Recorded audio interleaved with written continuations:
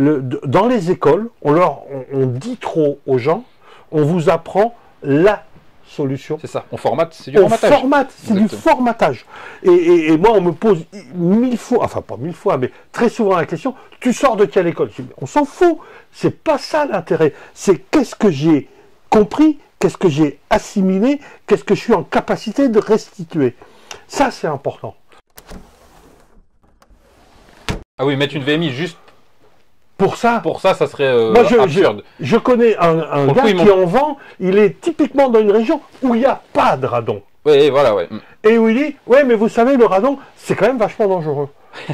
Bah ouais, ok, on va vendre à quelqu'un un parachute pour faire de l'avion, alors que le mec, il a un vélo, et puis il fait jamais que du vélo. Donc, un parachute pour faire du vélo, ça va pas arranger les choses. Par contre, un petit casque et des gants, c'est pas con.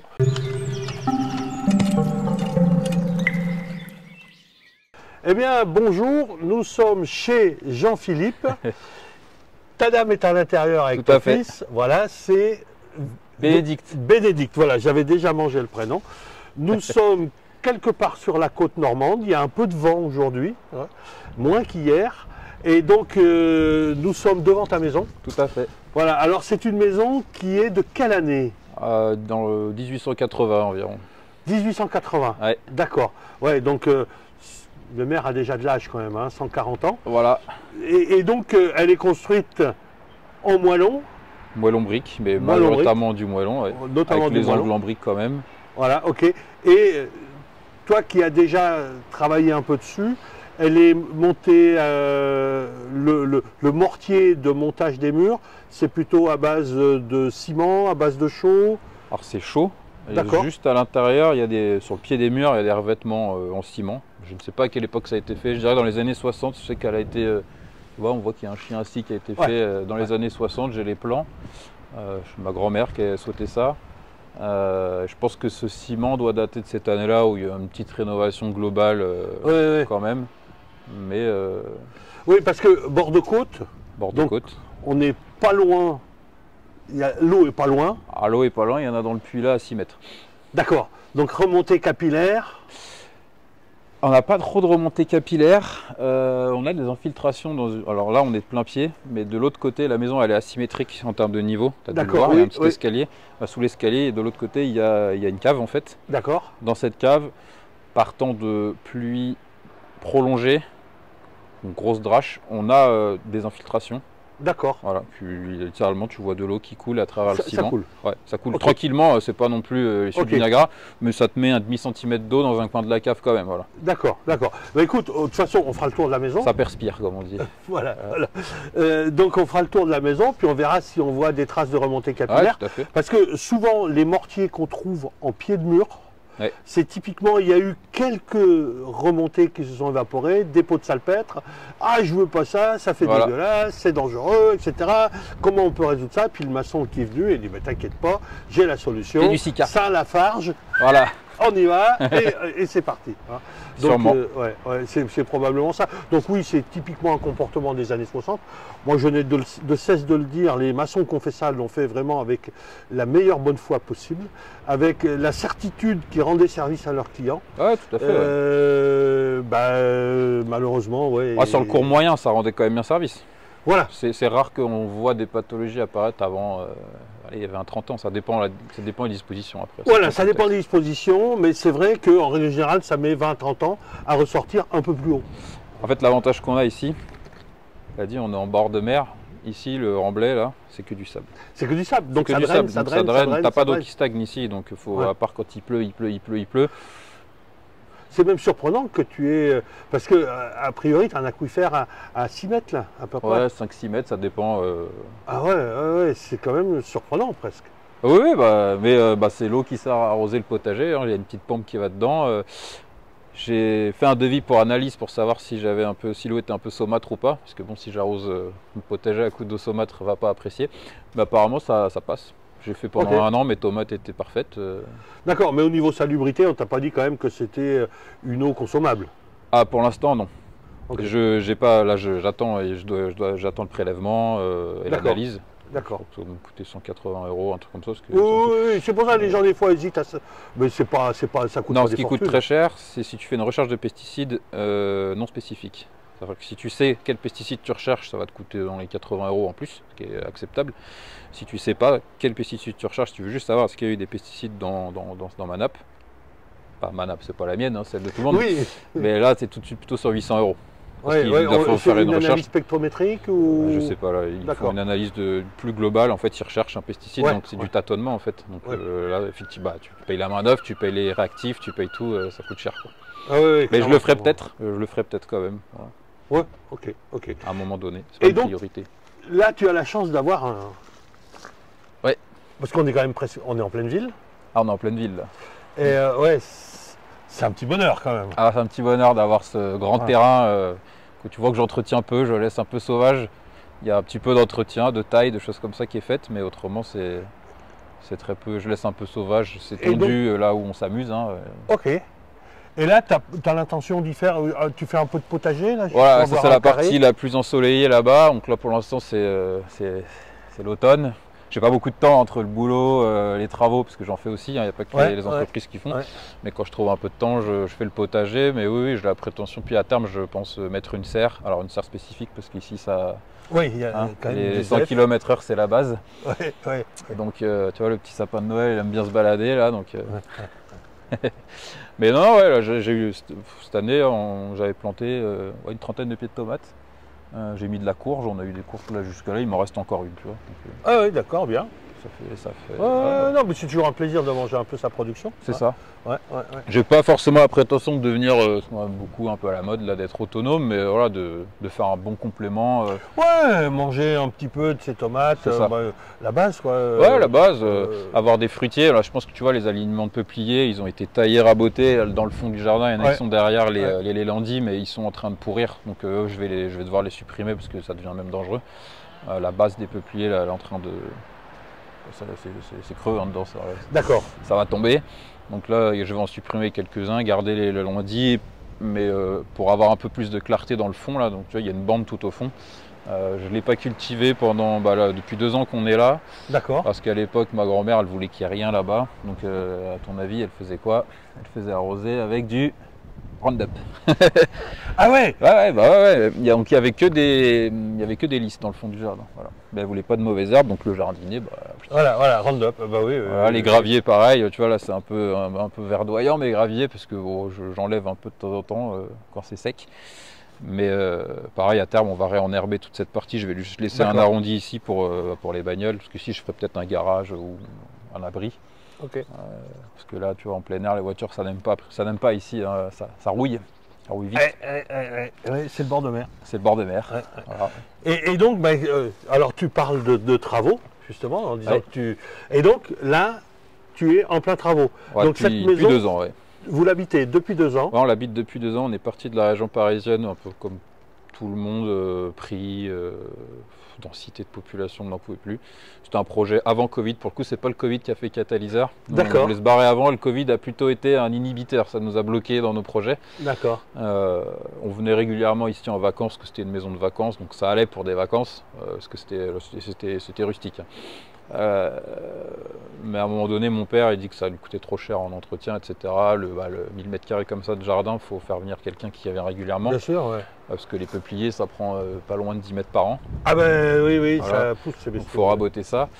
Donc voilà, mon père il dit je vais la vendre. J'ai dit oh là là, attends, je cherchais une maison en Normandie avec ma femme. On rôdait un peu plus dans les terres à la base, qui suis un petit peu, pas collapsologue dans l'âme, mais pas loin. Habiter en bord de mer, c'était pas forcément voilà. C'était pas c'est mon métier en plus. Voilà, ça fait partie de mon métier. Hein. Voilà, je suis ce qu'on appelle un GEMAPien, gestion des milieux aquatiques, prévention des inondations et tout le cycle de l'eau. Donc je suis quand même bien en fait. Attends, refais-nous-le gentiment. Parce que... Je suis un GEMAPien, ce qu'on appelle un GEMAPien. Okay. Donc un technicien gestion des milieux aquatiques et prévention des inondations. Ah oui, donc là, oui, tu es en plein dans ton domaine, là. Je suis en plein dans mon domaine. Voilà. Tu vas pas loin pour aller au boulot, quoi. Là, je suis à 15 minutes. Ok. C'est un autre avantage. Ouais. Mais voilà, on a eu cette opportunité-là. Mon père nous l'a vendu à un prix plus abordable que s'il l'avait vendu à quelqu'un d'autre. Donc c'était l'opportunité de venir en Normandie, on a tout lâché, on est parti, enfin tout lâché. J'avais encore mon boulot à Paris, donc j'ai quand même fait les allers-retours, etc. Donc c'est pour ça que je disais que c'était pas facile de suivre les entreprises qui faisaient un peu les travaux pour nous. D'accord. Parce que je faisais 3 jours à Paris, 4 jours ici. Voilà, toutes les semaines, tout le temps. C'est pas facile. Ouais. Donc voilà, ça a avancé, la preuve. Oui. Et alors toi qui n'étais pas toujours là, qui a suivi, donc est-ce que tu as fait le choix de faire un suivi par maître d'œuvre, par architecte? Tu as fait toi-même? On a fait nous-mêmes. Au début, on a voulu passer par des architectes. On s'est fait refouler parce que pour le coup, ils savent dire non.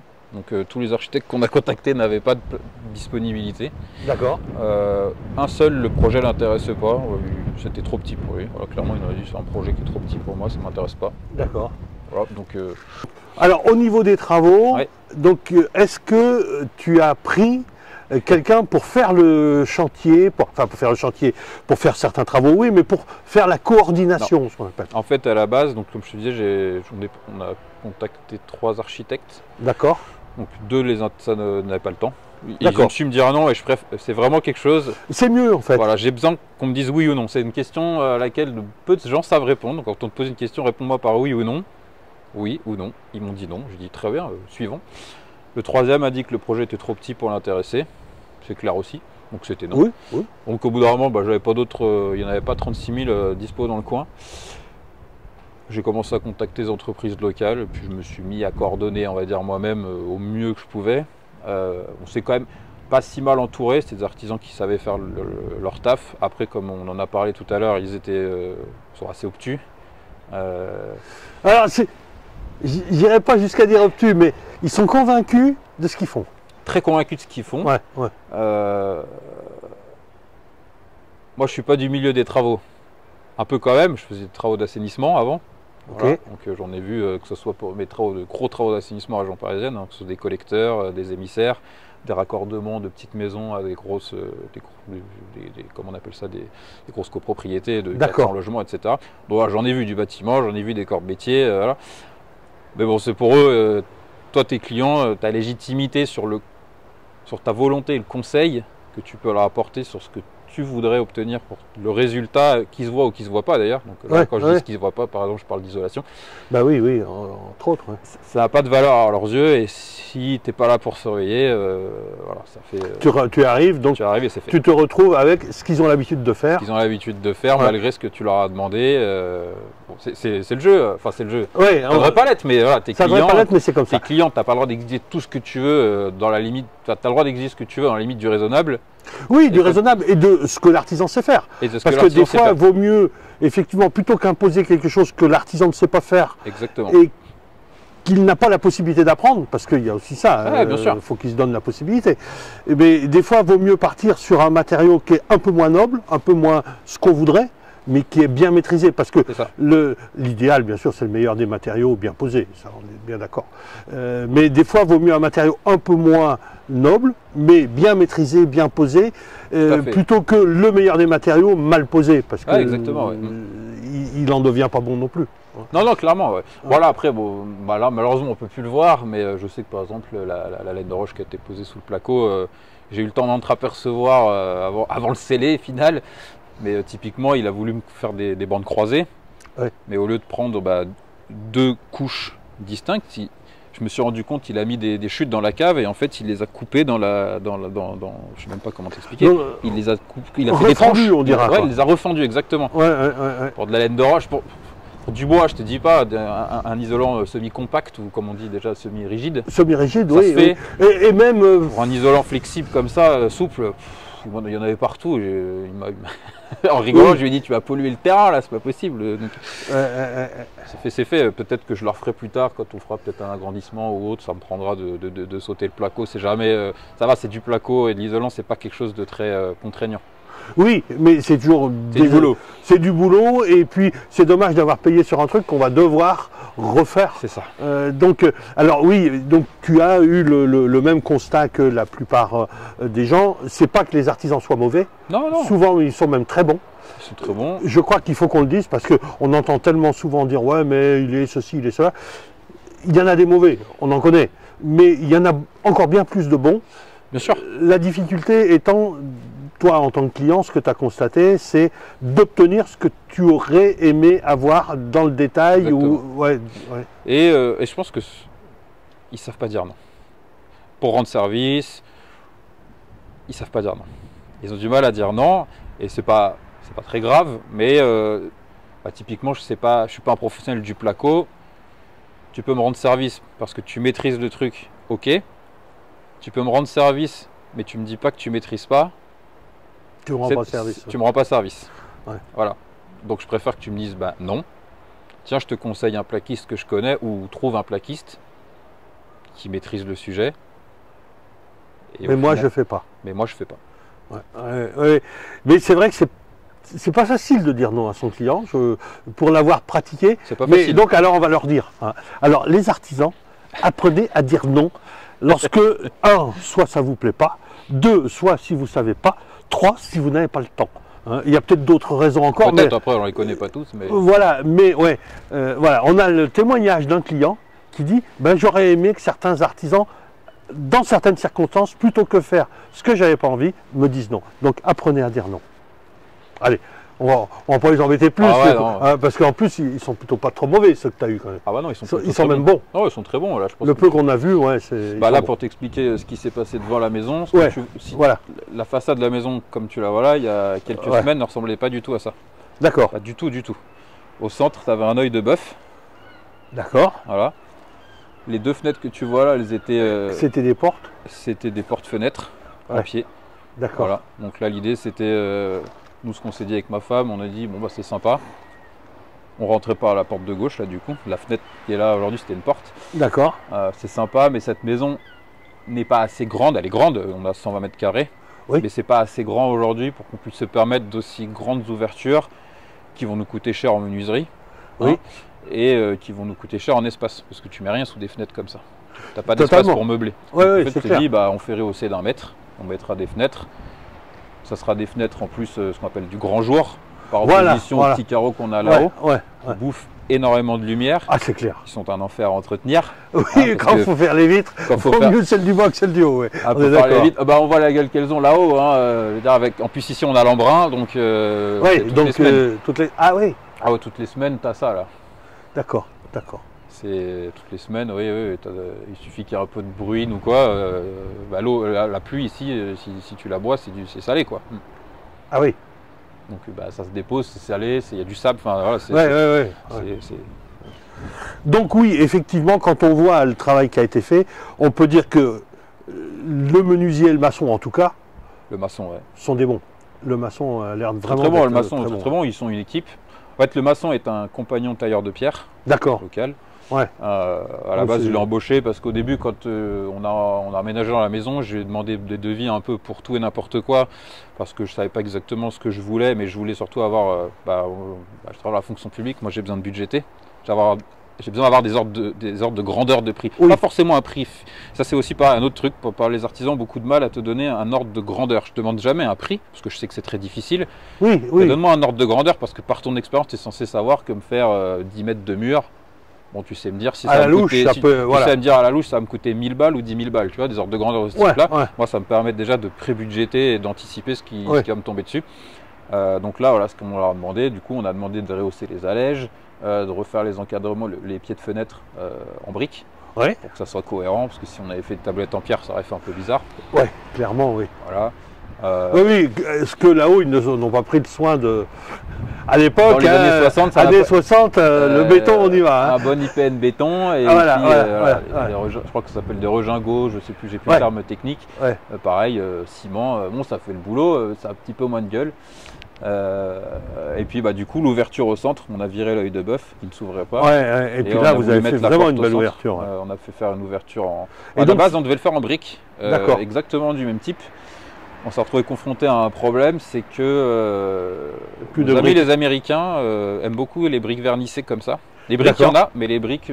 les briques vernissées. Et elles se produisent plus ou... Elles se produisent, c'est juste qu'elles sont raflées.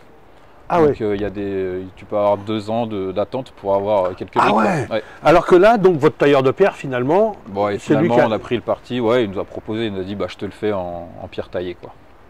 Voilà. Écoute, En pierre de taille. Et, ah ouais, et puis finalement ça colle avec avec la penti qui est là-bas, etc. Exactement, ouais, on va commencer à prendre l'eau. Hein. On va commencer à prendre l'eau. Donc ben voilà, c'est une drache. Hein, c'est une drache, ouais, clairement. Bah, tiens, on peut aller voir la petite dépendance qui est là-bas. La petite dépendance pendant qu'on y est. Ouais. Le mur que tu vois là. D'accord. J'ai dû faire ça dans les années 90-2000. D'accord. Donc là, c'est bien monté en moellon. Exactement. Et puis là, peut-être en parpaing derrière ou... Je sais plus comment c'est fait de l'autre côté du tout. Mais je pense que ouais, ça doit être du parpaing ou de la briquette. Ouais, de la briquette, ouais. Plutôt de la briquette. Bon, ça a servi pour la famille. Avant, ici, il y avait, tu vois, il y avait 3 clics-clacs comme ça dans toute la petite maison. Donc, quand la famille venait, l'été, les cousins venaient dormir là, faire des cons, comme ils avaient envie. Exactement. C'était le dortoir.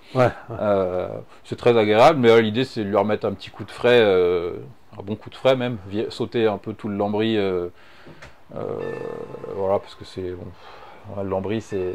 Ça fait son office. Ici, je sais qu'il y a eu des infiltrations, donc je veux sauter. Clairement, je veux sauter tout le lambris aussi pour refaire. Ah bah oui, premier mercredi du mois. Exactement. Premier mercredi du mois et de l'année. Et de l'année, en fait, ah oui, on va le louper. Bon, les sirènes comme ça en Normandie, ça met toujours un petit coup de pression quand même. Il y a une époque ici où il a fait chaud. Il a fait chaud. Les caves étaient quand même utiles. Bien qu'inondable, mais très utile. Mais on va sauter le lambris parce que je vais refaire un bon coup de propre sur la toiture, clairement. D'accord. Un coup de propre sur la toiture, isoler un petit peu quand même. Voilà, c'est comme la tête, on perd 30% par le haut. Hein. Ah ouais, c'est pareil, voilà. c'est pareil. Donc ici, vraiment faire un bon coup de propre. Et en fait, ici, tu as un mur qui est en briquette creuse. Qui avait été fait à l'époque, qui rejoint la penti, qui elle est dans la longueur, hein, littéralement. Qui est derrière le mur là et qui fait la même largeur ici. D'accord. Mais pour remembrer ces deux parties là, tout simplement pour pouvoir faire la location, parce que par là où vous êtes rentré en fait c'est une entrée secondaire en fait. D'accord. Et l'idée c'est de pouvoir donner accès ici. Pouvoir mettre en location sans que il y ait d'interférence avec votre partie à vous. C'est ça. Ouais. Voilà. Donc ça fera des petites locations soit estivales, soit permanentes, on ne sait pas encore, mais l'idée déjà on rénove. Voilà. Il y a une possibilité. Une vraie possibilité, on va s'y mettre peut-être potentiellement la courant 2024. Là, la priorité c'est la maison, parce qu'on on veut finir. Et, je pense que tu as vu que Bénédicte était fort enceinte. Hein. Voilà. Il y a une petite pression de confort. La famille va s'agrandir. C'est ça. Donc là, c'est secondaire, mais néanmoins, c'est un secondaire qui est quand même une priorité parce que derrière, mettre en location, ça amène des finances qui permettent de faire d'autres travaux. Quoi. Bien sûr. Et c'est un petit peu touristique, donc ça aide. Voilà, on a la plage à la mer à 300 mètres là, donc. Et là, ce faux pilier, faux poteau qui est devant là, ça, tu crois que ça tient la panne fêtière ou c'est pour cacher quelque chose ou... C'est l'action que je me suis posée. T'as pas la réponse. Je dirais que ça fait les deux. Ouais. Je dirais que ça fait les deux. Ouais, parce qu'on a quand même. Je pense pas que ça prenne appui parce qu'on voit un jour. On voit un jour. On voit un jour. Ça aurait été mis au milieu. Bon, même si c'était de la déco, ça aurait fini par prendre appui dessus parce qu'avec la flèche, au bout d'un moment, ça prend appui. Mais je pense que le mur, il a un peu de pathologie. Là, je saurais pas ce que c'est. Je saurais pas dire ce que c'est. Je pense qu'il doit prendre un petit peu la flotte. Je pense clairement à cause de la toiture, probablement. Ouais. Elle fait clairement le creux. Hein. Depuis l'extérieur. Il y a 5-6 cm au milieu. En fait, alors mon oncle m'a expliqué que quand même, ils ont fait une toiture qui s'appelle vraiment l'ancienne. Je sais pas, ça porte un nom en fait. Mais à la base, il y a un vrai creux qui avait été fait parce qu'il n'y a pas de gouttière. D'accord. Et donc en fait, l'eau elle vient. Faut ramener l'eau ici. Exactement. D'accord. Donc il y a une volonté au départ de l'avoir. Ouais, exactement. Mais alors, là, c'est pas loupé. Voilà, c'est pas loupé. Mais là, ça commence à être bien creux effectivement. Ouais. Donc la toiture, il y aura quelque chose à refaire. Bon. Il y a des points d'humidité. Là, tu as quand même une face. Alors, on est nord-sud, ce qui est quand même plutôt pas mal. Ouais. C'est de moins en moins fréquent, des maisons nord-sud. Oui, avec les. On aime bien les maisons où on voit jamais le soleil, mais. Mais voilà, l'idée, c'est, je te dis, un bon coup de frais. Je pense qu'on mettra un grand lit par là, éventuellement peut-être un petit superposé quelque part. Ou dans le prolongement ici, je pensais mettre un petit superposé s'il y a des gamins. Il y a des points d'eau de l'autre côté, voilà, une petite cuisine, une petite salle, une petite cuisine. D'accord. Voilà. Parce que là, donc, clairement, mais par contre, ça sera une pièce étroite alors, ce qui sera... Alors ouais, ça sera plus une pièce de passage. D'accord. Voilà, ce sera une pièce étroite. Après, l'idée, le petit jardin par lequel vous êtes rentré, c'est un jardin qui sert aujourd'hui vraiment à rien. En plus, il est orienté plein nord. Oui. Donc il n'y a rien qui pousse, il y a l'ombre de la maison, donc le soleil tape jamais dessus. Le soleil ne tape que dans ce sens-là, donc l'idée, ce serait de faire une petite extension. D'accord. Pour la location, justement. D'accord. Pour avoir, là, on aurait une belle chambre, on en aurait une deuxième là-bas. Voilà, ça ferait une location modulable, c'est-à-dire s'il y a des gens qui veulent, juste un couple qui veut venir, bon, il a juste cette partie-là, puis s'il y en a deux qui veulent des amis, ou j'en sais rien. L'idée, c'est de faire, voilà, modulable. Ok. Parfait. Voilà, et pour la petite histoire, le grand-oncle, le frère jumeau de mon grand-père, était moine franciscain, donc mon père et mon oncle ont fait cette fresque. En mémoire du grand-oncle. En fait, il venait souvent se retirer ici, donc il venait régulièrement pour lui. Ça lui permettait de... C'était un peu en mémoire, mais aussi pour lui faire plaisir, en fait, carrément. Oui. Ah, il était de son vivant, ils lui ont fait. Ouais, de son vivant, ouais. Ah bah oui, c'est un joli cadeau. Ah oui, c'est un joli cadeau. Oui. Voilà, et puis là, tu as une ventilation basse. Ah voilà, on a une belle ventilation basse. Ça c'est décédé il y a peu de temps. Mais c'est bien parce qu'en fait, c'était très humide. Parce que pas de ventilation pour le coup. Donc pour l'instant. Et là, tu as vu une amélioration. Hein, ah ouais, net. Avec ça, depuis que ça s'est généré. Depuis que ça s'est généré. De toute façon, j'envisageais clairement de faire à minima. En attendant un carottage quelque part pour avoir une ventilation. D'accord. Et là, ben voilà, on voit que un défaut d'étanchéité, ce qui était général autrefois dans les maisons, ça résolvait le problème. Ah bah oui. Mais là, effectivement, celui-ci, il est généreux quand même. Ah, il est généreux, là, je veux dire. Il est généreux. Bon, après, surtout par zone devant, on le sent bien quand même. Dans les pieds, on le sent bien. Ouais. On sent bien. Ça, la question que je commence aussi à me poser, je pense que je vais faire surélever. Alors, dans le corps principal, du coup, notre maison, là, elle n'était pas si haute. D'accord. On a fait rehausser de 20 ou 30 cm, on a fait faire une grosse dalle isolée. Je sais que tu vas me gronder. Non, tu vas pas me gronder. Non, mais c'est vrai que ce qu'on dit pas, alors du coup, ce qu'on dit pas, c'est que j'ai pris le parti de la faire isoler. D'abord parce qu'on me l'a proposé. Il me dit, écoute, moi à la base, le gars, je lui ai demandé, je veux que tu me décaisses jusqu'au hérisson pour voir à quoi ça ressemble. Il se trouve que l'ancienne dalle qui était en dessous, elle était quand même copieuse et que c'était un enfer. Enfin, faire ça au piqueur, là, ils en ont vraiment bavé. Ils en ont vraiment bavé, donc ils ont fait ce qu'on appelle une griffe. Ils ont lacéré un peu l'ancienne dalle. D'accord. Pour arriver le plus loin possible. Elle était très saine. D'accord.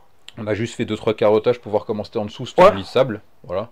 Ça bougera pas. Écoulement, ça draine, ça ne bougera pas. Il n'y a pas de raison que le hérisson soit endommagé ou autre. Non. Donc on a pris le parti, on a remis un petit lit de sable, on a mis, je sais plus exactement l'ordre des couches, mais après là, on a remis ce qu'on appelle là, j'ai plus le nom, un TMS, c'est ça? Ouais. TMS Green. TMS Green, il s'appelle ça comme ça maintenant. Finit par y aller. Bon, voilà, on voit c'est une espèce de polyuréthane qu'ils ont mis 60. C'est une PU, ouais. Donc voilà, on dalle par-dessus. Et puis, mais en fait, j'ai pris le parti de me dire, bon, dans un endroit où il fait chaud longtemps, dans l'année. C'est pertinent de ne pas isoler parce qu'effectivement, on veut que la chaleur se barre de la maison. Ici, il fait pas chaud longtemps. Il fait chaud 3 mois de l'année. Et t'étouffes pas quand même, tu vois ce que je veux dire? C'est pas la région parisienne. Non, mais tout à fait. Et puis t'as le volume de la mer qui est là quand même, et qui forcément vient tempérer. Ça vient tempérer. Après, tu peux étouffer quand même, parce qu'il fait humide. Oui, c'est le taux d'humidité qui est gênant. Le taux d'humidité peut taper fort, mais ça reste quand même très respirable. Je veux dire, on n'a pas eu de surchauffe. Le taux d'humidité ne va pas être compensé par le fait que tu es resté en lien avec le sol. C'est ça. De toute façon, il y a des grandes lignes de pensée qui se justifient, et il y a un contexte qui génère des prises de position différentes. C'est une analyse du contexte. Moi, il faut pas être dogmatique. J'ai toujours fait comme ça. Non, ça c'est une connerie. Enfin, c'est peut-être tu as toujours fait comme ça, mais on analyse. Est-ce que parce que j'ai déjà fait ça ailleurs, ça correspond ici? Oui, non. Non, on cherche autre chose. C'est ça. Donc, c'est pour ça que je n'ai de cesse de dire aux gens, et je vais le redire, même s'ils regardent toutes mes vidéos, ils lisent tous mes écrits, ils regardent toutes les vidéos de collègues tels que Pascal Lenormand et d'autres, ils lisent tous leurs écrits, etc. Ils auront tout un savoir. S'ils ne savent pas déterminer le contexte chez eux, Eh ben, de toute façon, c'est pas parce qu'ils auront 100 000 solutions à leur disposition qu'ils sauront sélectionner la bonne. C'est le contexte qui fait analyser le contexte, mais c'est pas simple. Mais c'est pas simple. Parce que avant d'analyser le contexte, il faut une certaine somme de savoir. Eh ben, nous, pour former un habitologue, j'ai quand même moi 172 vidéos, je l'ai en tête parce qu'ils étaient toutes enregistrées, qui font en moyenne 17 minutes, ça fait déjà quelques heures à passer, plus tous les documents, plus le fait on fait quand même, ils ont un coaching par semaine qui leur est proposé et à vie. Hein.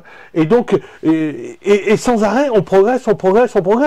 Pour ce qui me concerne, je suis un petit peu celui qui a initié tout ça, et il m'arrive de dire, ah mais j'ai fait ça pendant 15 ans, mais finalement, là, dans cette situation-là, eh ben, c'est pas ça qu'il faut faire. Oui. Et voilà, et même de dire, des fois, on me dit... Mais ça, c'est le bon sens. Ben oui. On le cultive pas beaucoup. Mais c'est très difficile de définir difficile. On m'a demandé, mais comment tu on m'a souvent demandé comment tu définis le bon sens. Mais je dis, je le définis pas. C'est presque inné ou on te l'apprend. C'est par l'apprentissage. J'ai mon petit de 3 ans et demi. Bon, des fois, il fait des trucs, ça n'a aucun sens. J'essaie de lui expliquer que ça n'a aucun sens. Oui, mais tant qu'il ne l'aura pas vu, il n'aura pas acquis le bon sens. Pour moi, le bon sens, c'est de l'expérimentation aussi. Il faut expérimenter, mais après, je pense qu'on n'est peut-être pas tous dotés de bon sens. Oui, et puis, quelque part, souvent, dans les écoles, on dit trop aux gens, on vous apprend la solution. C'est ça, on formate, c'est du formatage. C'est du formatage. Et moi, on me pose 1000 fois, enfin pas 1000 fois, mais très souvent la question, tu sors de quelle école? On s'en fout, c'est pas ça l'intérêt. C'est qu'est-ce que j'ai compris, qu'est-ce que j'ai assimilé, qu'est-ce que je suis en capacité de restituer. Ça, c'est important. Tout à fait. Et donc, ça, c'est le boulot de l'habitologue. Et donc, mais c'est vrai qu'il y a beaucoup de gens qui rechignent à dire non mais vous vous rendez compte 500, 800, 1000 euros, voire plus pour les grosses propriétés, c'est quand même une somme, c'est pas négligeable, on est bien d'accord, mais il y a tellement plus que ça en jeu que à la fois déjà sur les travaux, est-ce que je vais faire les bons, est-ce que je vais pas faire les bons, est-ce que je vais pas en faire qui ne seraient pas utiles, ou est-ce que je vais passer à côté de certains que j'aurais dû faire et que je ferai pas parce que j'ai pas fait le bon choix, etc. Qu'est-ce que ça va générer en pathologie? Donc le simple fait de dire il y a quelqu'un qui vient, qui m'aide à trier dans les nuages que j'ai au-dessus de la tête. Il y en a certains, faut les enlever, d'autres disent, oh, c'est pas grave, une petite ondée, mais ça va passer. Ouais. Donc voilà, il faut prioriser, trouver, on n'aura jamais le parfait.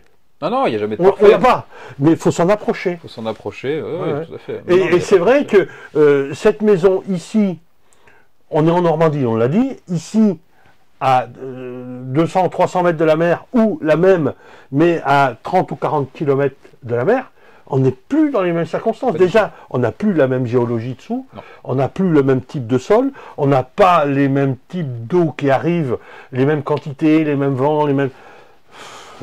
sans parler de la montée de la mer, du trait de côte, tout ce qui t'occupe à plein temps. Tout ce qui m'occupe à plein temps, ouais. Il y a un débat public qui est organisé là-dessus d'ailleurs, qui a lieu régulièrement dans pas mal de communes de France, il faut regarder. Là, voilà, les communes de bord de mer qui sont concernées par le trait de côte. C'est ça, ouais, tout à fait. Mais je crois qu'il y a un débat, ils le font aussi, je sais plus, je crois que c'est à Lyon aussi, donc c'est pas... Ouais, c'est pas en bord de mer. C'est pas qu'en bord de mer. C'est pour permettre à n'importe qui de pouvoir intervenir. Il y a des acteurs de tout bord. Hein. Nous, ici, il y avait des présidents de fédérations de pêche, il y avait des étudiants, il y avait... Voilà, mais chacun apporte sa connaissance. Ouais, tout à fait. C'est vrai que un président de société de pêche pense que le cours d'eau du coin, sous certains aspects, il le connaît mieux que l'hydrologue qui a fait les études pour savoir pourquoi il y a de l'eau qui coule ici. Il faut l'expertise de tout le monde. C'est ça, vivre en société pour moi. C'est-à-dire qu'on a nos connaissances, et puis il y a celles des autres, et puis on peut pas tout savoir. Hein. D'ailleurs, tous ceux qui cherchent à savoir, qui cherchent le savoir, se rendent souvent bien compte qu'ils se retrouvent face à un néon. Parce que c'est impossible, on peut pas tout savoir. On peut pas tout savoir. Ça porte un nom, je sais plus comment il s'appelle, c'est ce syndrome, mais quand on sait un petit peu sur beaucoup, on a l'impression qu'on sait beaucoup. Et au fur et à mesure qu'on s'avance vers le beaucoup, on se rend compte que finalement, on en sait de moins en moins. Exactement. Tellement l'ampleur de ce qu'on découvre est immense. Ça peut même poser problème. Moi, ça pose des problèmes. Je suis avide de savoir, donc je lis en permanence de tout, surtout beaucoup d'ouvrages techniques. Et plus je lis, plus ça me fait hésiter. C'est terrible. C'est terrible, parce qu'à chaque Bah fois je me oui. dis, bon, Bah ah, oui, ça et- c'est une très bonne technique, puis au bout d'un moment je lis une contre-vérité sur le sujet, Voilà, et je me thèse, dis, antithèse, et... exactement, et là, je suis marron. Et après, ouais. bah, du coup, au final, je passe, comment? Et synthèse, ouais. Et synthèse. Et c'est la synthèse qui est dure. C'est la synthèse qui est dure, ouais, tout à Ouais, fait. ouais, Et ouais. passage à l'acte derrière, ok, bon, j'ai pris un peu de savoir là, un peu de savoir là, et ils me disent pas la même chose pour le même. Mince, alors qu'est-ce que j'en fais? Ah, bon, allez, je passe à l'action, on verra bien. Au bout d'un moment, Oui, j'expérimente. Oui, et pour revenir à l'habitologue, ben, c'est précisément le rôle de l'habitologue. Il n'est pas de dire il faut que tu fasses ça et il faut pas que tu fasses ça. Encore que des fois, ça peut être important de le dire. Mais c'est surtout d'aider à comprendre tout ce qui est en jeu. Dans sa propre maison, parce que plein de gens s'imaginent, j'ai acheté une maison, et je vois des gens qui me disent bah, j'envisage d'acheter une maison, il faut que je la prenne comment? Ah, j'en sais rien, il faut que tu prennes celle qui te plaît déjà. Et puis après, en fonction des contraintes, on verra ensemble. Mais C'est ça. c'est vrai que nous, notre rôle, il n'est pas de dire aux gens d'empiler des recettes. Ça n'a strictement aucun sens. C'est de dire à une personne, est-ce que tu aimes le salé? Est-ce que tu aimes le sucré? Tu aimes le sucré, mais est-ce que tu as du sucre dans ton placard? Non. Ben, il va falloir qu'on fasse quelque chose. Et donc, Ouais. c'est ça, en fait. On va voir dans le placard, on regarde avec les envies. Le placard, ben, ça serait les contraintes de la maison. Et puis, les envies, ben, nous, on parle pas de sucré, mais est-ce que tu vis comme ci, tu vis comme ça, etc. Donc, et en fonction de tout ça, la même maison, avec deux occupants différents, c'est pas forcément les mêmes Ah non, solutions. non, bah, clairement. Donc voilà, à la fois dans l'aménagement, dans l'organisation des pièces, des circulations, etc., mais aussi dans l'art de vivre et donc dans comment je vais gérer les choses. Est-ce que je vais mettre une ventilation? Est-ce que je vais la mettre plutôt puissante, pas trop, etc. Donc si Alors, on est... on reviendra sur la ventilation là-bas. Ouais, mais j'ai des gens qui me disent, mais... Attends, sur le renouvellement d'air, parce que sinon j'ai. Comment il s'appelle? Le Normand, c'est ça? Pascal Lenormand. Pascal le Normand. Ah, Bon comment, je vais me Pascal prendre une chiquette sinon. Ah mais et il a raison, renouvellement d'air. Renouvellement d'air. Renouvellement ouais, tout à d'air. fait. Moi, c'est tellement plus simple de parler, oui, effectivement. Alors après, le renouvellement d'air, est-ce que je veux l'avoir mécaniquement? Est-ce que je veux l'avoir naturel? Est-ce que... Voilà, on a plein de solutions. Après, elles ont, là encore, des avantages, des inconvénients, et il y a des maisons ou des appartements, on est contraint. Ah ouais, tout à fait. L'environnement fait que, voilà, on n'a pas le choix. Il faut aller vers telle ou telle Ah, solution. là, on a eu la première batchée de menuiserie qui est arrivée. La deuxième batchée, ça va être l'étage. Bon, voilà, hermétisme donc. Qui dit hermétique dit il y a intérêt à faire un trou quelque part, quoi. Il faut qu'il y ait de l'air qui rentre si on Parce veut que qu'il en sorte. Une casserole de pâtes et il y a de l'eau sur les murs, quoi. Ben voilà. Ah oui. Parfois les gens me disent je comprends pas, j'ai des grilles sur les fenêtres, ça marche pas. Ben oui, mais si vous avez les grilles sur les fenêtres, vous avez l'entrée possible. Mais si vous espérez que vous puissiez avoir une entrée qui se fasse naturellement avec une toute petite grille comme ça et une sortie qui se fasse naturellement, oui, il va y avoir. Mais un volume tellement faible qui va être échangé. Donc ça marche parce qu'il y a une contrainte. Donc on est dans la mécanique. Et si on veut du naturel, faut des ouvertures plus grandes, etc. Simplement, il faut savoir où les mettre aussi. Oui, et ça, puis... c'est un métier qu'on ne trouve pas beaucoup. Ah, totalement. Hein, totalement. Ça, c'est clair. Si tu veux, là, aujourd'hui, c'est ma problématique, et on en reparlera là-bas, du coup. Mais bon, dès lors que j'ai fait installer une menuiserie, j'ai commencé à m'installer, ok, qu'est-ce que je fais? VMC, VMI. On m'a proposé une VMC, parce que j'ai trouvé une entreprise spécialisée en ventilation. Ah, c'est bien ça. Mais ils font de la ventilation, voilà, ils disent, bon, je te mets une VMC, très classique, ils font bien le taf, mais ils ne font que ça. D'accord. Voilà. Mais il vaut mieux qu'ils fassent qu'un truc qu'ils le fassent bien bien. sûr. Ouais, mais après, alors, par rapport aux infiltrations que j'ai eu dans ma cave, parce qu'en fait, vraiment, il y a eu une période, là, je sais plus, il y a 2-3 mois, il pleut, puis je sais pas pourquoi, je vais chercher un truc dans la cave. Il y a deux inondations possibles dans ma cave. La Penty n'a pas de gouttière. Et puis il y a un escalier qui donne à la cave par l'extérieur. Voilà, ça va être résolu, mais comme deux je te dis, entrées d'eau potentielles. la cave peut être inondable parce que comme c'est du sable en dessous, le béton est sec le lendemain, il n'y a pas de problème. Ouais. L'autre inondation m'inquiétait plus parce que je fais quand même l'eau. Je vois qu'il y a 2 inondations et le deuxième, je l'avais jamais vu. Donc c'est vraiment qu'il a vraiment draché. Enfin, que je pense que la pression. Alors le drache, pour ceux qui ne connaissent pas, il flotte, quoi. Il flotte, voilà. Il pleut beaucoup. Il pleut beaucoup. C'est un drache. Ça drache. Et puis, c'est quand même bizarre, il y a de la flotte là, ok, je sais d'où ça vient, la gouttière, les escaliers, ça déborde par la porte, très bien. Mais là, ça vient d'où? De l'autre côté, complètement l'opposé de la cave, je te montrerai tout à l'heure. Et puis ma femme qui me dit, attends, mais c'est marrant, mais il y a des gouttes d'eau qui sortent du mur et tout. Je fais, ah bah ok, bah ça s'appelle une infiltration, je cherche pas plus loin, tu vois. Ben voilà. Donc j'ai fait venir un type d'une entreprise, je crois que ça s'appelle Mur Étanche, je porte bien son nom. Ils sont vraiment spécialisés là-dedans, voilà, de définir les pathologies. Mur Protect, non? Non, Mur Étanche. Mur étanche. Ouais, Ok. Mur Étanche. Ok. Il y a Mur Protect. Voilà, Là, mais mur étanche, au moins ils annoncent la couleur. ils annoncent la couleur. Ils sont spécialisés pas forcément dans l'étanchéité du mur en tant que tel. Ouais. Je pense qu'il y avait d'autres noms qui étaient pris. Voilà, j'en sais rien, ils se sont appelés Mur Étanche. Oui. Le type qui est venu, franchement, très honnête, touchait sa bille. Il était même ingénieur, je crois. Alors, je ne sais plus exactement, mais ingénieur en bâtiment. Mais il m'a expliqué, il était regardé, on a quelques fissures dans la baraque. Ça m'inquiétait pas mal. Il m'a plutôt rassuré dessus. Ok. J'en ai découvert une nouvelle de par mon expérience, du coup, dans l'analyse comment on appelle ça, du bâti. En assainissement. La forme qu'elles ont m'inquiète un tout petit peu plus, mais peut-être qu'on va ensemble, ça se trouve, tu me diras que ça, mais ce type-là, du coup, lui, il me dit, bah nous, Mur Étanche, on fait pas de VMC. On propose du coup de la ventilation, mais nous, on fait que de la VMI, on a abandonné la VMC, aujourd'hui, on a pris le parti, alors VMI de qualité, pas une VMI à 300-400 balles avec une petite résistance qui chauffe et qui va te péter ta facture. Ceux qui sont propriétaires du nom. Tout à fait. Parce que VMI, c'est déposé. Exactement, VMI c'est déposé. C'est pour ça que là, il faut qu'on fasse gaffe. Exactement. Ouais. On fait un renouvellement d'air par insufflation d'air. Exactement. Hein, on va appliquer la méthode de Pascal Lenormand. Tout à fait. Et c'était plutôt convaincant son discours.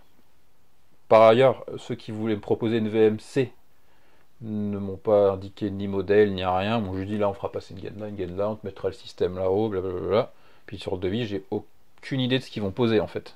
D'accord, ouais. Voilà. C'est pas fou. Ça me rassure pas, parce qu'on peut te mettre une VMC à 200 balles et on peut te mettre une VMC à 4000 balles, ça fera pas le même taf.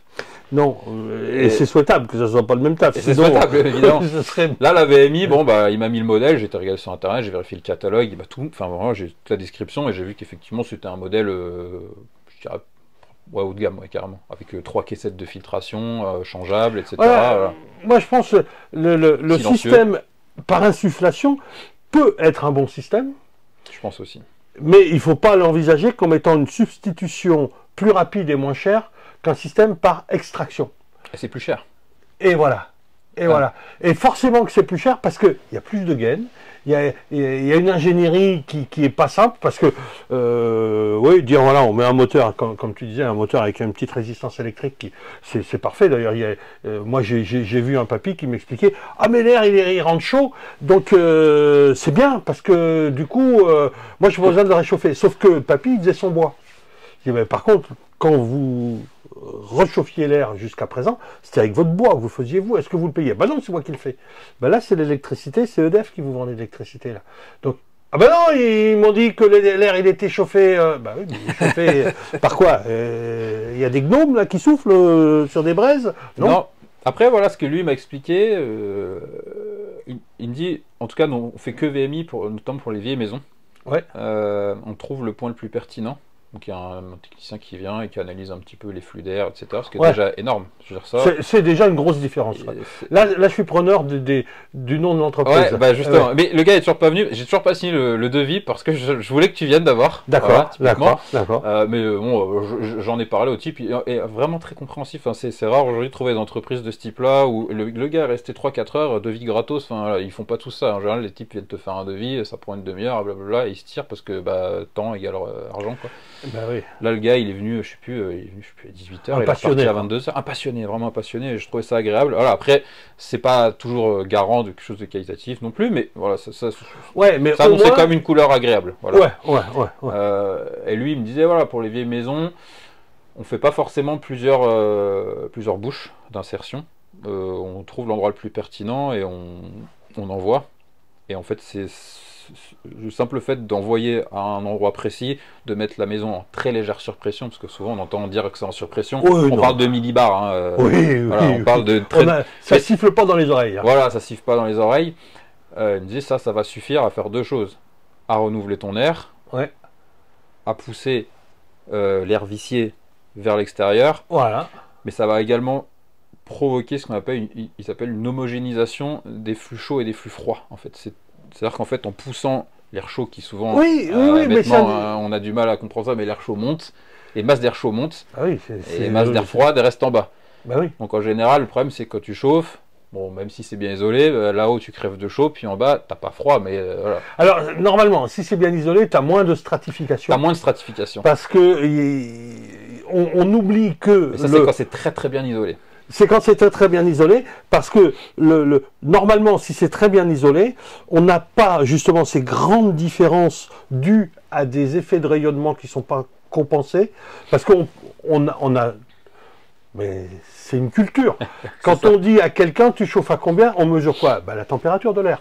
Donc on ne parle que de chauffer de l'air. Et effectivement, si on chauffe de l'air, forcément que cet air va se mettre en mouvement et que naturellement, l'air chaud va avoir tendance à stagner en haut. Ouais, c'est ça. Parce qu'il est dilaté. Exactement. Mais en tout cas, voilà, juste ce qu'il me disait, c'est que l'avantage de ce système, c'est que ça, en gros, ça redistribue l'air. Oui. Et donc ça... homogénéise, c'est peut-être un grand mot, mais ça permet de redispatcher les masses d'air, voilà. Donc, voilà. C'est pas négligeable. Et on obtient un confort. Un peu.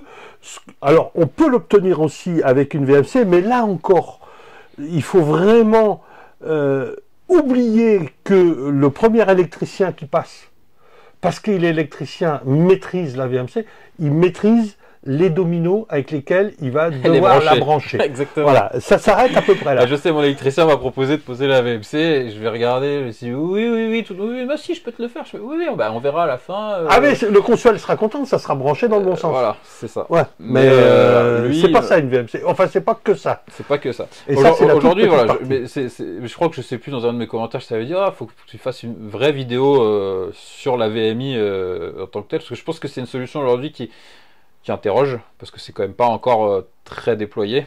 Oui. Je pense que moi aujourd'hui j'ai presque envie d'être pilote un peu de cette installation-là. Ouais, écoute, moi ça m'intéresse, et notamment si tu as une entreprise qui maîtrise bien, et ça semble être le cas, et donc à ce moment-là, on peut même, moi je peux faire quelque chose avec cette entreprise-là, s'il en est d'accord. Ouais, clairement. Parce que effectivement, la VMI, alors moi ce qui m'énerve un peu, c'est que la VMI, en règle générale, est vendue par les gens en disant ça va te résoudre le problème de radon. Est-ce qu'il y a un problème de radon? Ah oui, non, alors ça, oui. Alors ça, c'est déjà, faut déjà se poser cette première question. Ici, il y en a un tout petit peu, mais c'est pas, t'en mourras pas. Non. Voilà, et les régions où on meurt du radon, moi j'aimerais les voir. Oui. Et j'aimerais voir les chiffres, parce que c'est toujours le radon est soupçonné d'être. Il se pourrait qu'il soit. On le soupçonne de. Mince, quand je regarde les causes de mortalité, parce que, on va être clair, c'est un cancer du poumon. Et donc, on sait aujourd'hui nous dire que l'immense majorité des cancers est liée à la tabagie, et on sait dire quel pourcentage de la population meurt de cancer par tabagie, et est-ce que l'évolution de la mortalité des femmes par année, on connaît les chiffres à l'unité près. En ce qui concerne les femmes, en ce qui concerne les hommes, la mortalité augmente chez les femmes parce qu'elles fument plus qu'il y a 50 ans. La mortalité baisse chez les hommes parce que ça ne veut pas dire qu'il y ait moins d'hommes qui meurent du cancer du poumon que de femmes, mais il y a une récession chez les hommes parce qu'il y a de moins en moins d'hommes qui fument, etc. On connaît tous ces chiffres-là à l'unité près. Et moi, j'ai tendance à dire, puisque vous nous soupçonnez le radon d'être très dangereux, on sait qu'il y en a deux massifs. On a le massif armoricain et le massif central. Là, on a les deux. C'est bon, là. Ça émet. Moi, je suis sur une commune où on est de risque niveau 3. Voilà, ça va de 1 à 3. On est sur risque 3. En plein dedans. On est en plein dedans. Sauf que cette commune, il y en a la moitié qui est sur couche d'argile et la moitié qui est sur le granitique. Le granitique, justement, du massif central. Eh bien, selon où je suis, dans la commune, j'ai pas du tout le même risque. Et puis selon la topologie de ma maison, selon comme elle est faite, selon si elle est en surélévation sur le terrain, etc. Est-ce que j'ai un vide sanitaire? Est-ce que j'en ai pas? Est-ce que si j'ai un sous-sol, est-ce que j'ai une porte étanche entre mon sous-sol et la partie habitable? Et donc tout ça doit être analysé avant qu'on dise il y a un risque radon. Et ce risque radon... Ah oui, mettre une VMI juste pour ça, ça serait moi, absurde. Je connais un gars qui en vend, il est typiquement dans une région où il n'y a pas de radon. Oui, voilà, ouais. Et où il dit, ouais, mais vous savez, le radon, c'est quand même vachement dangereux. Bah ouais, ok, on va vendre à quelqu'un un parachute pour faire de l'avion, alors que le mec, il a un vélo, et puis il fait jamais que du vélo. Donc, un parachute pour faire du vélo, ça va pas arranger les choses. Par contre, un petit casque et des gants, c'est pas con. Ah, ça peut faire une petite voile, ça peut être intéressant. Voilà, voilà. Oui. Du sky vélo, ça peut être drôle. Ça doit exister sûrement, d'ailleurs. Oh, probablement. Maintenant, faut faire porter les routes. Faut faire gaffe. Mais non, moi, pour le coup, là, on m'a vraiment pas vendu la VMI pour le radon. C'est bien. On me l'a dit, s'il y a du radon, ça l'évacue. Moi, on m'a vraiment dit clairement, voilà, je te dis, les deux arguments, enfin, pas deux, mais plusieurs arguments qu'on m'a sortis, du coup, je te disais, c'était vraiment ce côté homogénéisation des masses d'air, renouvellement de l'air, en fait, c'est ça là-bas, c'est renouvellement de l'air, homogénéisation des masses d'air, évacuation de l'air vicié. Ce qui est quand même pas négligeable. Moi qui ai bossé dans le milieu industriel, en assainissement, souvent ce qu'on veut, c'est qu'il n'y ait pas d'air vicié dans les bâtiments pour éviter que les agents crèvent, hein, tout simplement, hein, parce que l'H2S, les méthanes et compagnie, on n'en veut pas. Bon, il y en a, mais on en veut moins. Et un autre truc qui était assez intéressant, alors lui il me l'a dit à plus à titre personnel, il m'expliquait que voilà, en fait, en créant une surpression, c'est une forme d'isolation de ta maison. T'as pas dû entendre souvent ce discours-là. Non. Il m'explique que quand tu mets ta maison en très légère surpression, t'augmentes, alors j'ai plus les termes techniques, mais lui il était vraiment calé là-dessus, je pense que c'est vrai que ça pourrait être intéressant d'écouter ces personnes. Oui, il expliquait qu'en gros t'augmentes la résistance aux masses d'air extérieures, enfin la résistance thermique de tes murs, en fait t'évacues le rayonnement entre guillemets, en gros. Tu repousses légèrement le rayonnement. C'est pas comme si tu isolais tes murs, d'accord, avec 40. Ouais, non, puis en plus, franchement, le rayonnement, il n'est pas lié au mouvement de l'air. Je l'explique très mal. Je pense que tu comprends ce que je veux dire, mais j'ai pas les termes techniques. Alors, j'ai trouvé un vieil écrit qui date de 1978, qui bien sûr n'est pas numérisé, si maintenant il l'est, parce qu'on l'a fait, mais qui est issu du Moniteur. Okay. Et donc en 1978, c'est un architecte qui s'était spécialisé sur le solaire, qui disait que les murs sont tellement complexes dans leur fonctionnement. Il y a 8 variables à prendre en compte, c'est énorme. Et donc il disait, on a trouvé un seul moyen, c'est ramener ça à une équation extrêmement simple, qui est totalement imparfaite, qui est lié à des modes de vie, à des modes de pensée, etc. des années 60. Aujourd'hui, on est toujours resté sur les mêmes bases. Hein, donc, c'est simple, hein, c'est combinaison lambda épaisseur égale R. Et voilà. Et si tu as un bon R, c'est bon, tu es un bon citoyen, on te donne une médaille et des subventions. Voilà. Alors, moi, j'ai des droits à 0 subvention, comme ça, c'est réglé. Voilà, mais bon, au moins, tu fais ce qui te plaît. C'est déjà pas mal. Hein. Et donc, il arrivait à la conclusion de dire tous les gens qui pensent pouvoir améliorer les murs seraient très inspirés de regarder ce qu'ont fait les anciens, qui, empiriquement, ont réussi à faire des murs qui fonctionnent beaucoup mieux que ce que l'on fait aujourd'hui avec moult couches d'isolation, etc. Et qui durent. Ces murs ont 140 ans, enfin pas ceux-là du coup, mais ceux de la maison ont 140 ans, ils n'ont pas bougé, quoi. Alors qu'aujourd'hui, quand on imagine quand même qu'aujourd'hui, on se base sur un amortissement carbone de tout, etc., sur 50 balais. Donc on dit la maison, voilà, en gros, à 50 ans, peut-être qu'on la refera. Non, on la rasera. Oui, mais bon. Parce qu'en fait, les anciens, enfin, en tout cas, il y a plus d'un siècle, on construisait pour l'éternité, entre guillemets. Oui, sachant que là, on a fait l'erreur. Voilà. En fait, on arrive au mode de pensée américain qui, alors, le particulier croit qu'il fait pour transmettre, parce que lui, il n'a pas encore compris. Alors que dans la législation, les industriels sont venus à faire du consommable. Ah oui, mais même les immeubles. Hein. Mais même, bien évidemment, même les immeubles. Ça, c'est clair.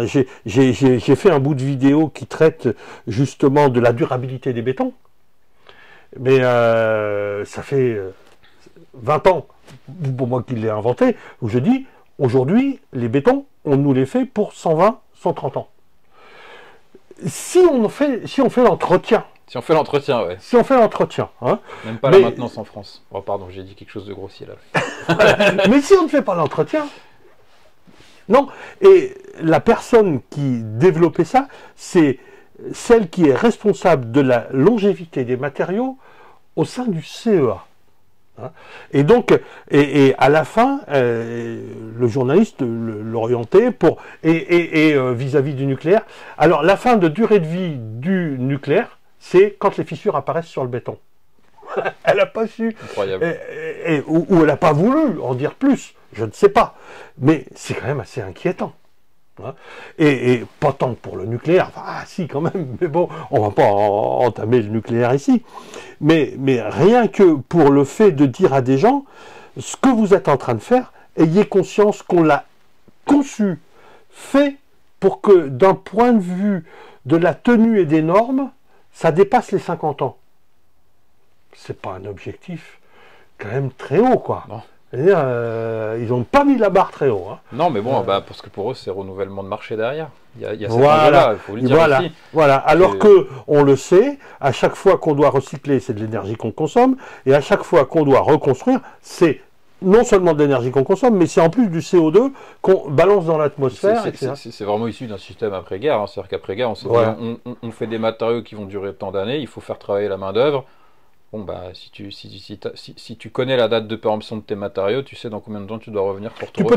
Tu peux t'organiser. Donc, tu sais comment ta main-d'œuvre nationale va s'organiser. Donc, tu sais que ton pays va rouler là-dessus. Bon, bah, ça, c'est périmé maintenant. C'est périmé. C'est le système qui est périmé comme ça. Faut pas faire ça. Ben oui, puis il n'y avait pas eu la prise de conscience que les matériaux, c'est pas à l'infini, quoi. Bon, il devait y en avoir. Il y avait déjà des gens, je pense, pour le dire, mais il devait pas. C'était marginalisé. Ouais.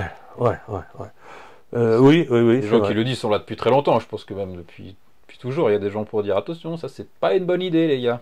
Bah oui. Mais lui, c'est le fou du village, quoi. Voilà.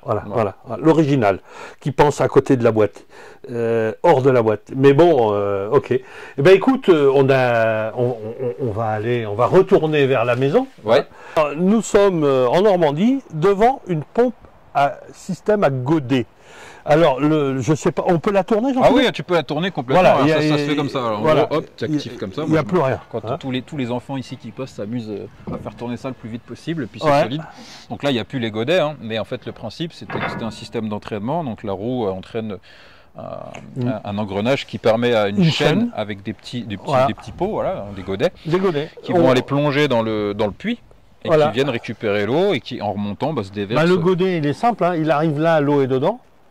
Il passe là, il déverse son eau. C'est ça. Et donc, ce qui sort ici, c'est en fait, depuis le bout là, quand les godets redescendent, il faut bien qu'ils passent à côté. Et depuis là, on a un fond qui forme cuvette, qui vient prendre l'eau coule ici. Et au fur et à mesure que les godets, les uns après les autres, montent là, ils se vident. Et l'eau, elle tombe ici, et elle sort de l'autre côté. C'est un système hyper simple. Voilà. Hyper simple. Bon, simplement, il faut avoir de l'eau pas profond. Parce que s'il faut mettre 15 ou 20 mètres de... Ah oui, non, 15, c'est pas valable pour un forage. Il arrive un moment où les godets, ça fait du poids. Non, là, on a une nappe qui est vraiment... Et je pense que, comme on a vu cette année, j'ai pas mesuré la profondeur et la hauteur d'eau. Mais quand il y a eu l'année de sécheresse, là, il y a 2 ans, je sais plus c'était quoi, 2023 2022, c'était un peu la sécheresse. On avait eu c'était assez stable quand même. Hein. Il n'a jamais trop descendu. Non, j'avais toujours 1m20, 1m50 d'eau, ce qui est quand même... Ah oui. Puis c'est plus qu'honnête. Hein. Ah oui, voilà. Oui. Donc clairement, là, quand j'aurai le temps de faire venir le labo pour analyse, s'il me dit que l'eau est pas trop saumâtre...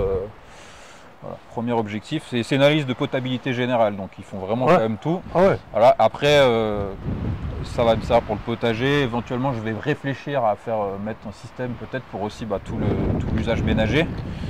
Pour le potable, j'attendrai parce que faut lâcher un billet de 800 balles quand même. Mais je veux quand même avoir le cœur net. En fait, pourquoi mon oncle m'a dit qu'il y a une trentaine d'années, il y a eu une vandalisation de la maison et ils ont retrouvé dans le fond des bidons de Roundup.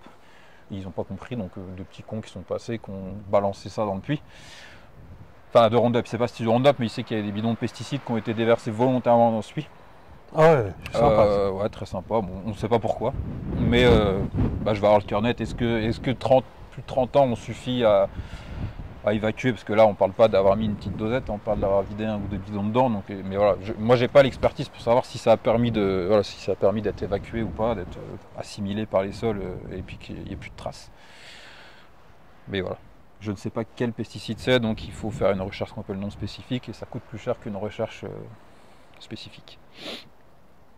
Mais voilà, une fois que j'aurai le cœur net, s'il y a zéro trace de pesticides, bah, utiliser à usage potable, pourquoi pas, hein. Bah oui. Bah oui. Pourquoi s'en priver? Absolument, absolument. Merci madame. Alors, nous sommes toujours chez Jean-Philippe, nous sommes en Normandie et qui nous expliquait que le toit avait été volontairement fait pour capter l'eau au milieu parce que justement il n'y avait pas d'avant-toit, il n'y avait rien pour protéger et on voit effectivement, si on regarde bien les choses, on est là sur le sommet du mur qui reçoit le pied du toit, hein, et on a effectivement une remontée à droite, une remontée à gauche, un creux au milieu.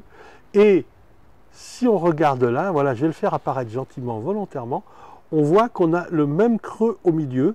Donc ici, la pluie a été canalisée pour venir vers le milieu, pour ne pas aller mouiller les murs, parce que effectivement, sur le côté, eh bien, on aurait eu un ruissellement, puisqu'on n'avait pas d'avant-toit sur les côtés. Ça. Et donc, comme quoi les anciens avaient des fois des... Parce que je ne l'aurais pas vu, hein. Merci Jean-Philippe Ah non, mais puis tu peux constater que, en fait, l'idée, c'est, d'après ce que je me rappelle qu'on m'ait dit, c'est pour protéger les angles en taille. Et si tes angles sont protégés, la stabilité de ta maison est assurée. Donc là, tu peux vraiment constater que ça n'a pas bougé. Ça n'a jamais bougé. C'est comme là, franchement, tu pourrais croire que ça a été fait. Tu vois, tu as vu le. Ah mais on a l'impression que ce mur, il a été refait, retouché il y a un an ou deux, quoi. Ah non, ce mur, il a, je sais pas, il a été. Je te dis, ça a été fait quand moi j'étais un petit peu avant ma naissance, je pense. Donc ça a plus de 40 ans cette façade. Ouais, et on est dans une zone où la pluie, ça veut dire quelque chose quand même. Ah oui, oui, ça veut dire quelque chose. Et tu es sur une pluie qui est quand même chargée en sel, en sable. Ouais. Donc tu as un petit côté, c'est à prendre avec des pincettes, mais tu as un petit côté abrasif de la pluie. Enfin voilà, c'est pas négligeable. Là, tu as un enduit à la chaux. On voit des petits points blancs d'ailleurs par-ci et là quand on se rapproche du mur. Mon père expliquait qu'à l'époque, ils n'étaient pas professionnels dans ce domaine-là, mais ils savaient y faire. Il m'a dit sans rigoler, on a constaté de temps en temps qu'il y avait des petits endroits qui éclataient parce que c'était pas tout à fait fait dans les règles de l'art, mais parce qu'ils pratiquaient pas régulièrement. Ils ne pratiquaient pas assez, ouais. Produisaient pas assez, mais néanmoins, bah, c'est là. Et en fait, on se rend compte quand même que d'avoir ces petits points de chaux, on parlait de béton tout à l'heure, je sais plus, ça fait quelques mois, j'ai lu un article comme ça sur une des coupoles de je ne sais plus quel ouvrage à Rome, qui est fait en ce qu'on appelle le béton romain. Le béton romain, mais bien sûr. C'était le principe, et le béton romain s'auto-cicatrise. Bien évidemment. Bon, bien évidemment. Et plus il vieillit, plus il est solide. Voilà. Alors que nos bétons modernes, non, c'est pas tout à fait le cas. Hein. Non, c'est clair, c'est clair. Non, mais le béton romain a d'énormes qualités. Hein. Depuis Vitruve, on a les recettes, etc. Et on redécouvre. Oui, il y aurait tellement à en dire. Écoute, ça c'est une belle découverte. On a appris, enfin moi j'ai appris quelque chose aujourd'hui. Et c'est très bien. Merci Jean-Philippe. Pas de quoi.